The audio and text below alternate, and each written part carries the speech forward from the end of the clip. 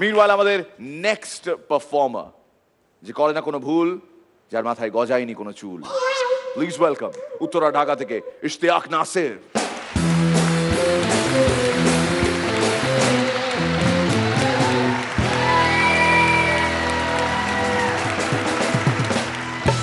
এক অদ্ভুত সত্য, পার্কের বেঞ্চগুলো কেমন কেমন দেখবেন, অচেনা কেউ পাশে বসলেই জায়গাটা বড্ড ছোট ছোট মনে হয়। Excellent, lovely. আমাদের শুভদীপ দা এক মেয়েকে ফোন করেছে। Hello baby.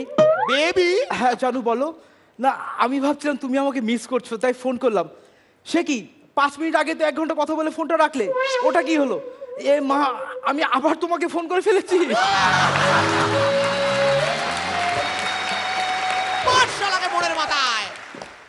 দুই বেকার বন্ধু গল্প করছিল। দেখ ভাই, কাজকর্ম কিছু পাচ্ছি না, তাই ভাবলাম স্যার কাছে গিয়ে সিংহের খাঁচায় খেলা দেখাবো। তুই সিংহের খাঁচায় যে খেলা দেখাবি, সিংহ যদি তোর ঘাড়ে একটা থাবা মারে, হাতে একটা চাবুক নিয়ে যাব, চাবুক দিয়ে এমন পেটাবো সিংহ আমার কথা শুনতে বাধ্য হবে। ভাই দেখ, চাবুক দিয়ে তুই সিংহকে পোষ মানাতে পারবি না, তারপরেও যদি সিংহ তোর ঘাড়ে একটা থাবা মারে, সেক্ষেত্রে একটা উঁচু টুল নিয়ে যাব, টুলের ওপর দাঁড়াবো, তারপর চাবুক দিয়ে পেটাবো, সিংহ আমার কথা শুনতে বাধ্য হবে। ভাই দেখ, সিংহ কিন্তু অনেক উঁচুতে লাফ দিতে পারে, ওই টুলের উপর দাঁড়ানোর পরেও যদি সিংহ তোর ঘাড়ে একটা থাবা মারে তখন কি করবি? ভাই সেক্ষেত্রে আমি একটা বন্দুক সাথে নেব, অবস্থা বেশি খারাপ দেখলে গুলি করে দেবো। ভাই তুই 1টা 2টা গুলি দিয়ে সিংহ মারতে পারবি না, ও আহত হবে, রেগে যাবে, আগে তোকে 1টা থাবা দিত, এখন তোকে 10টা থাবা দেবে, তখন তুই কি করবি?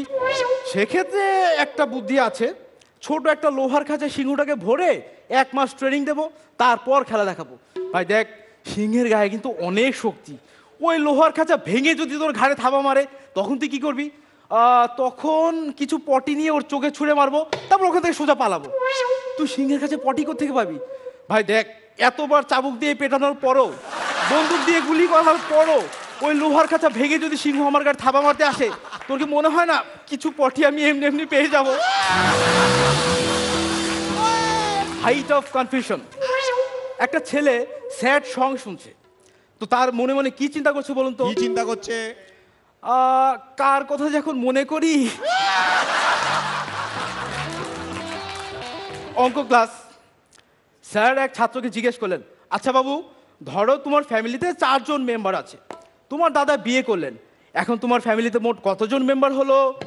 স্যার 6 জন।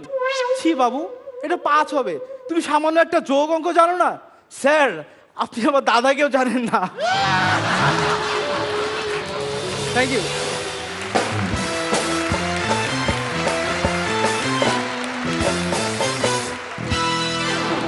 আগে ওর মেন্টর বলবে, ওর মহিলা নারী মনে যে থাকে সে বলবে। বলো শ্রীলেখা। আমার তো আজকে বেশ সেক্সি লেগেছে টোটাল পারফরমেন্স, ঠিকই আছে, গুড। ইশতিয়াক সত্যি খুব ভালো, এবং যথারীতি রূপের প্রশংসা করে তো আর লাভ নেই, ওটার পুরো অধিকার শ্রীলেখা তেমন করে বলেনি বলে একটু লিক করলাম আজকে। চমৎকার, এবং এনার্জি, পারফরমেন্স, স্মার্টনেস সব কিছু মিলিয়ে চমৎকার। All the best. লিক মারছি পরান্দা।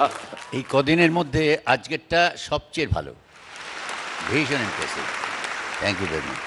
নজিদার কেমন লাগলো? ইশতিয়াক নাসির আমাদের স্টার পারফর্মারদের মধ্যে একজন। ভালো, খুব ভালো, বলার কায়দাটাও খুব সুন্দর, বেশ ভালো। ওইটা খুব ভালো লেগেছে, যেটা ওই কাকে যে মনে করি। স্পাইরিগুলো নিয়ে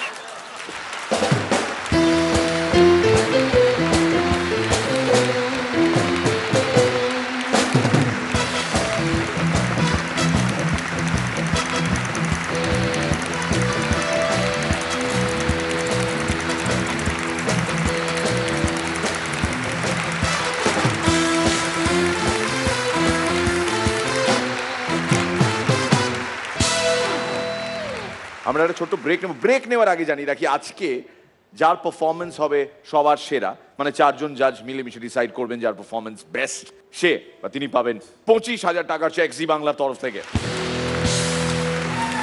সঙ্গে প্রাণ গ্রুপের তরফ থেকে 5,000 টাকার ভাউচার। এর সঙ্গে আমাদের যেহেতু আজকে নতুন সপ্তাহ শুরু হলো, সোম মঙ্গল বুধ এই 3টে দিন মিলিয়ে যার পারফরমেন্স হবে বেস্ট সেটা বুধবার রাতে আমরা ডিক্লেয়ার করব, তিনি পাবেন 15,000 টাকার চেক IRL গ্রুপের তরফ থেকে। দেখতে থাকুন মিরাকেল আকেল চ্যালেঞ্জার 6। আজ আমাদের সঙ্গে আমাদের গেস্ট অফ অনার নচিকেতা।